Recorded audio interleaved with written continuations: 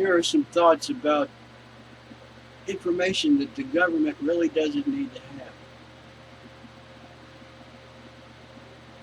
Back around 1968 or 70 in South Vietnam, near a town regarding a town called Hue in South Vietnam, the communists launched an offensive and briefly gained some ground. It was an all-out, last-ditch effort of the Viet Cong and the North Vietnamese to win the war. And they had the upper hand for a day or two because the Americans were caught. I believe it was launched during the holiday. I believe Tet is a Vietnamese holiday. So it was unexpected. And the Viet Cong took control of the city of Hue for a couple of days. And all in the space of one night, they rounded up everybody who was not sympathetic to their cause, the communist cause, mainly the shopkeepers, the educators, the so-called intellectuals, meaning anybody that had a third-grade education. Rounded up all these people, carried them out of town into the woods and shot them. And our CIA was perplexed as to how they could have found all these people so quickly, gathered them all up in the space of one night, and executed them, dumping their bodies in a mass grave, just barely covered with dirt. And so afterwards, all the bones were exposed, and the mass grave was discovered. Plus, we have the testimony of the people of Hue. How did these communists find their political enemies so quickly and silence them? In Havana, Cuba, well, in Cuba, I should say, the whole island of Cuba, all the people are organized into so-called committees for the defense of the revolution.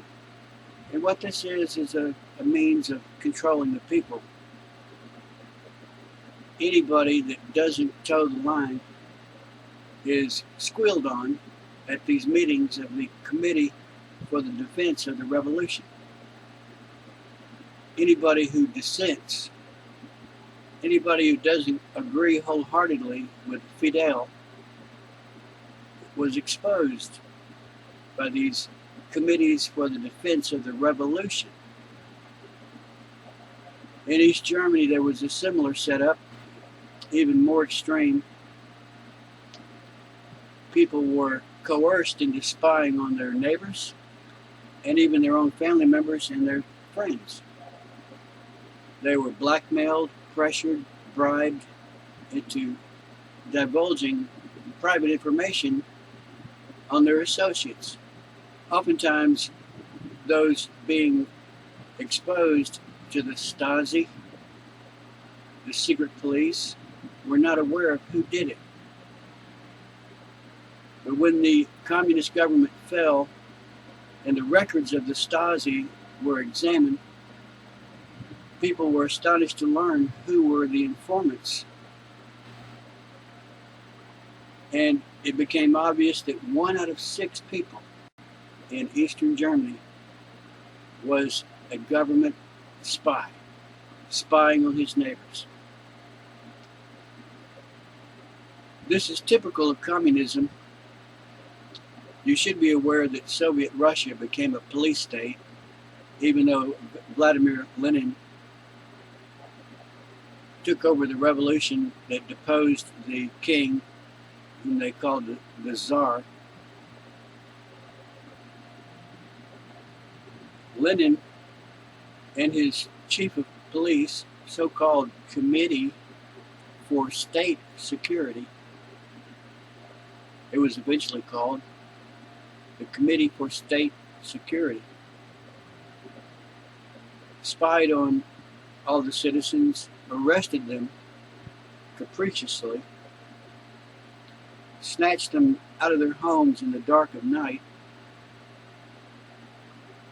executed millions, and killed millions in forced labor camps.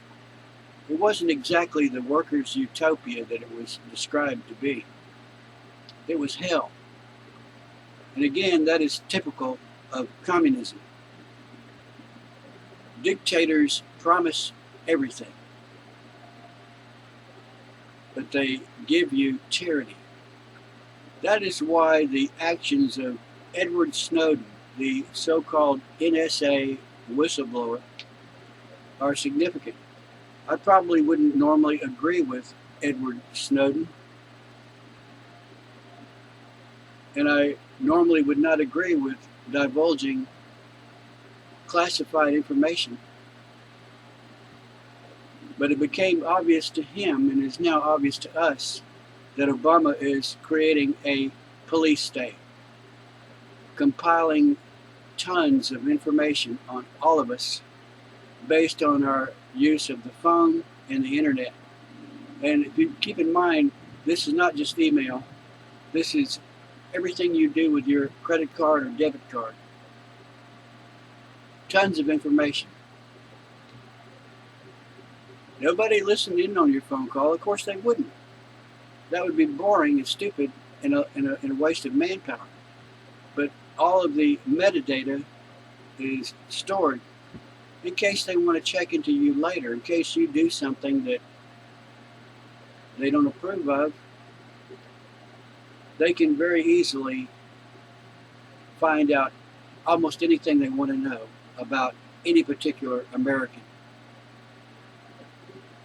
That's why I approve of Edward Snowden's disclosures of the PRISM eavesdropping, snooping, surveillance program, reminiscent of the Stasi and the Soviet police state.